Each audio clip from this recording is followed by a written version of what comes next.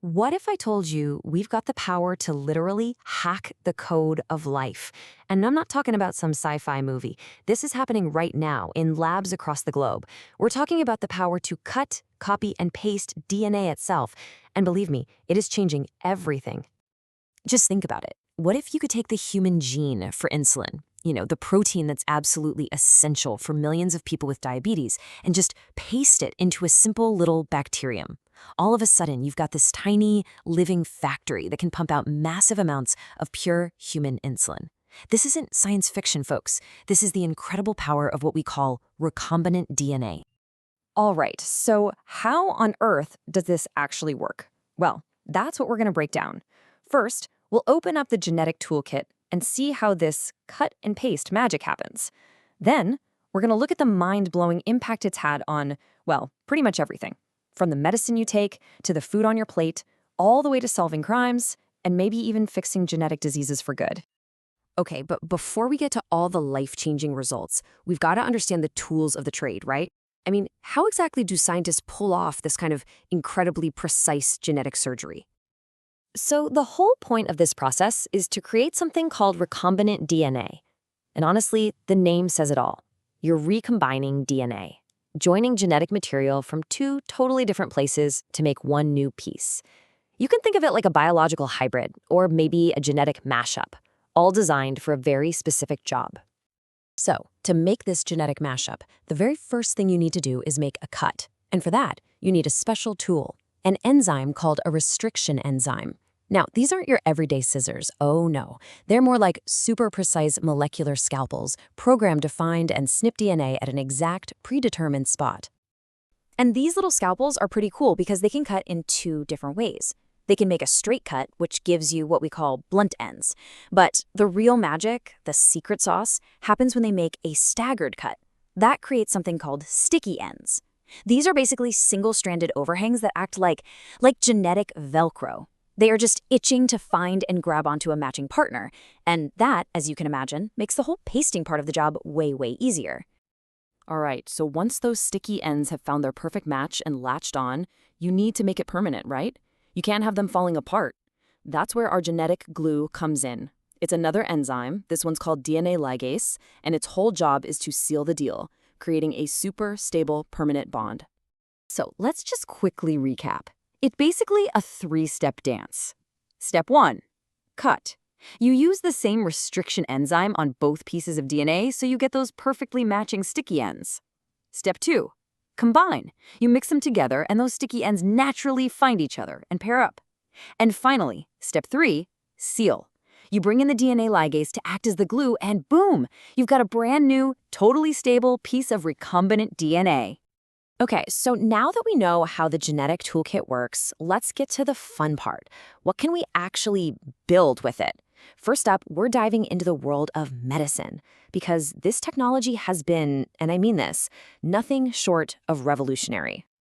You see, for a long, long time, medicine had this huge problem. Let's take insulin again. For decades, the only way to get it was from animals, like pigs and cows. And that was not great. It was inefficient, and worse, it could cause allergic reactions in people. We desperately needed a way to make pure human proteins, and a lot of them. And the solution they came up with? It was just brilliantly elegant. Scientists took the human gene for insulin, popped it into a little circular piece of DNA from a bacterium, that's called a plasmid, and then put that new, recombined plasmid back into a host bacterium, something common like E. coli. The result? Well, bacteria multiply like crazy, so pretty soon we had billions upon billions of tiny living factories, all churning out pure, perfect human insulin. And this wasn't just a one-hit wonder, This technique became a fundamental pillar of the entire modern pharmaceutical industry. It completely changed the game for how we treat a huge range of diseases because now we could make these pure, therapeutic proteins whenever we needed them. And you can just see the impact right here. It's undeniable. We're not just talking about insulin.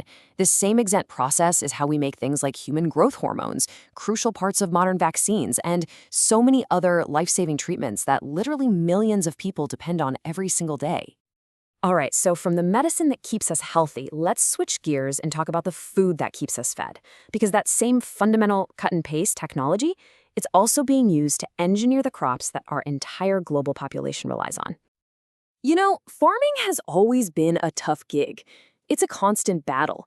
You're fighting against insects that can wipe out your whole harvest, you're up against droughts that can turn your fields to dust, and sometimes the soil just doesn't want to cooperate. All of this stuff is a constant threat to our food supply around the world. So to help fight back, scientists went back to that genetic toolkit we talked about. They started creating what we now call genetically modified or GM crops. And all that means is that these are plants where scientists have inserted a specific gene to give them a new, super helpful trait, basically a built-in advantage in that constant battle for survival.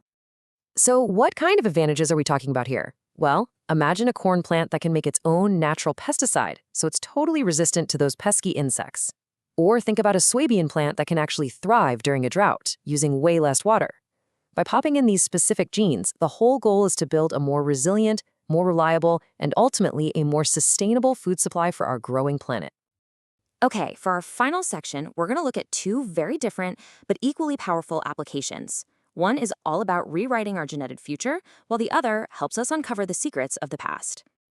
Think about it. So many devastating diseases, things like cystic fibrosis or sickle cell anemia, they're all caused by one single, tiny mistake in our DNA, a typo in the code. For decades, all medicine could do was treat the symptoms. But what if we could go right to the source code of our own bodies and actually fix the bug? Well, that is the incredible promise of gene therapy. Now, it's definitely still a developing field, but the core idea is it's just breathtakingly simple. You find the broken gene in a patient, and then you use that genetic toolkit to deliver a correct working copy to their cells. The hope? To cure the disease right at the source.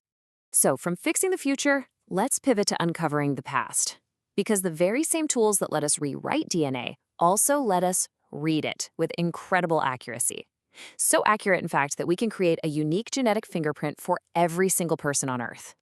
And that is the foundation of DNA fingerprinting, a tool that has completely changed forensic science. It's used at crime scenes to identify a suspect, or, and this is just as important, to prove someone is innocent. And outside the courtroom, it's used to establish family relationships, like in paternity tests, giving us definitive answers that are written right there in our genes. When you take a step back and just look at the massive range of these applications, it's pretty easy to see why this technology is called one of the most powerful tools in biotechnology. I mean, from studying the basic building blocks of life to creating world-changing medicines and crops, this ability to cut, copy, and paste DNA has genuinely transformed our world. So, there you have it. We've seen how we can now act as editors of the book of life itself. The power is just immense, and everything we've talked about today, it's probably just the first chapter, which of course leaves us with the biggest question of all: what should we write next?